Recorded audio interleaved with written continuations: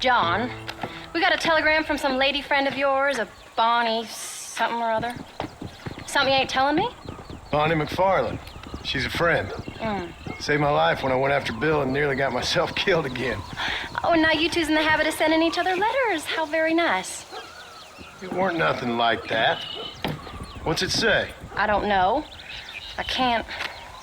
Well, you know I can't read. Give it here.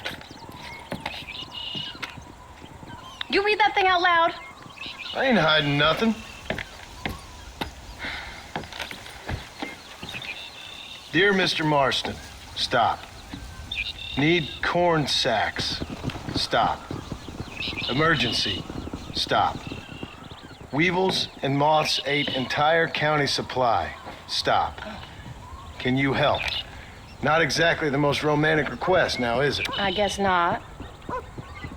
She saved your life, you say? Yes, ma'am. Well, then you're gonna have to help her and her family out. We've got a plentiful supply of corn sacks over near the silo. About the one thing Uncle didn't manage to have stolen while we was gone. Okay. Hurry back, John. And John, what's she like? You know. A little bit like you, I guess. She's a woman in a man's world.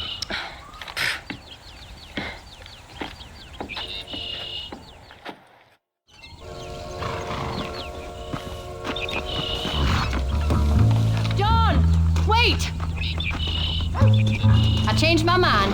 I'm coming with you. What are you waiting for? We better hurry.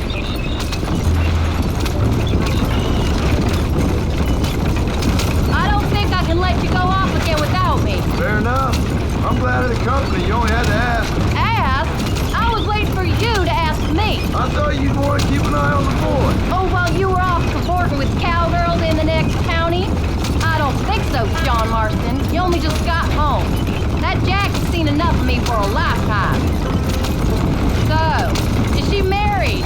This Bonnie McFarlane? No. What does she look like? I don't know. Pretty normal, I suppose. Normal? What?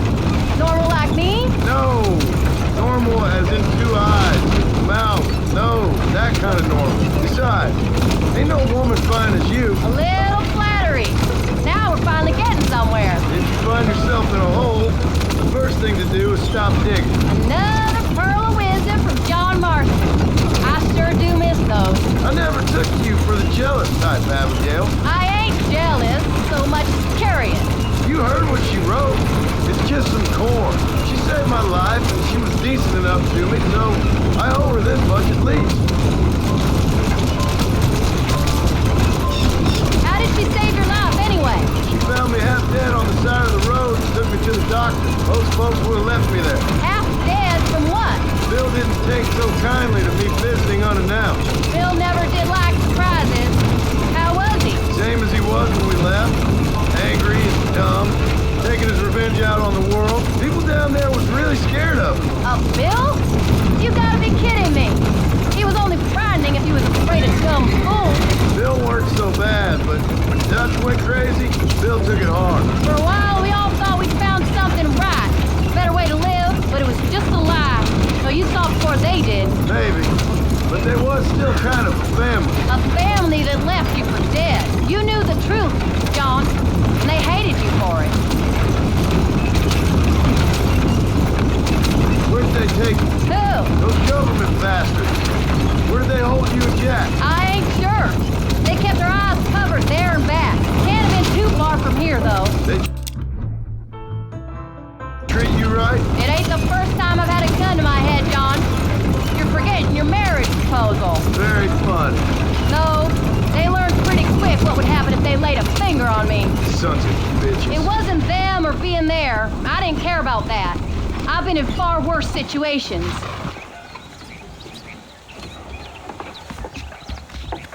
You came.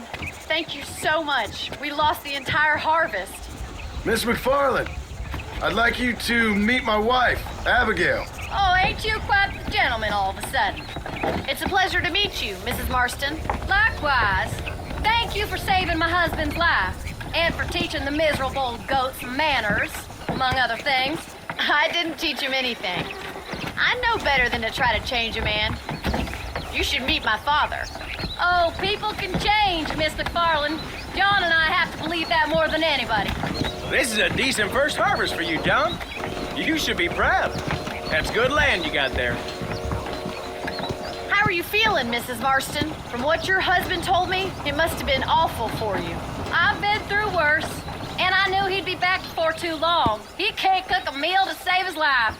Abigail, in my darkest hours, when I was most homesick, just the thought of one of your rat meat stews kept me pushing forward. Well, about as amusing as a weeping saddle sore, ain't he, Miss McFarlane? If you're gonna start yammering about women's work, John, I'd say you might be in the wrong company. I'd say so, too. I never felt so outnumbered.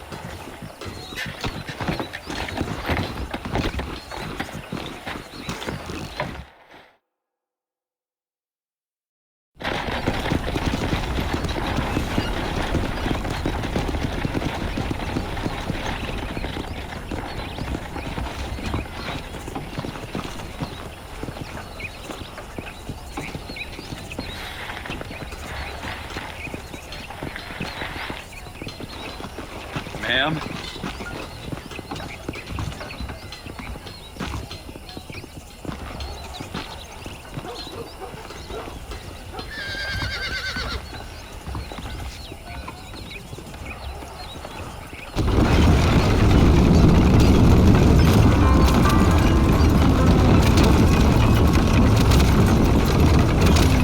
So that was the famous Bonnie.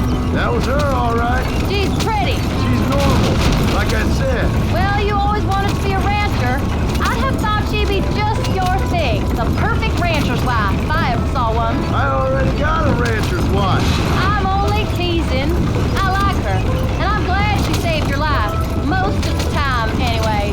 The McFarlanes are good people. She did blush better than a shepherd's sunset when she saw you, though. I have that effect on women. You've clearly had one too many blows to the head.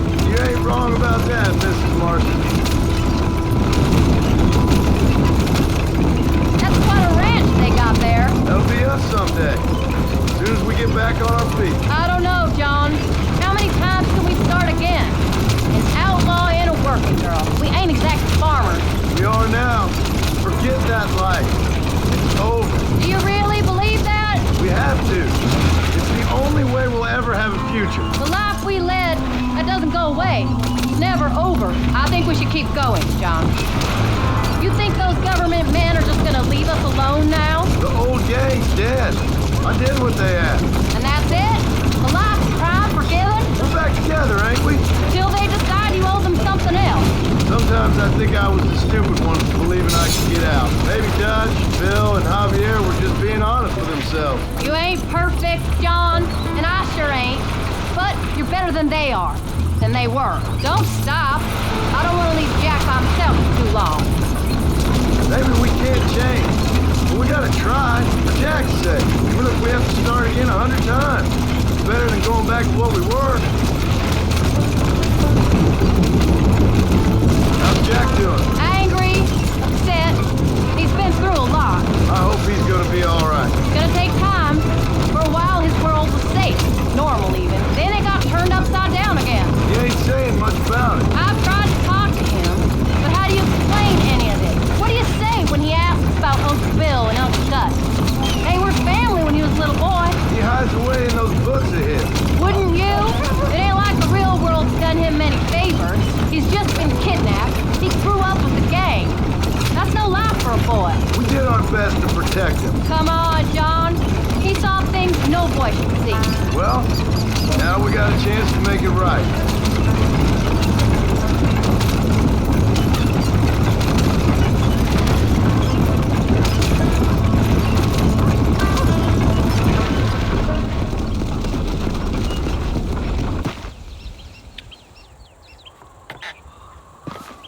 We did good today, John. I guess I better go fix us something to eat.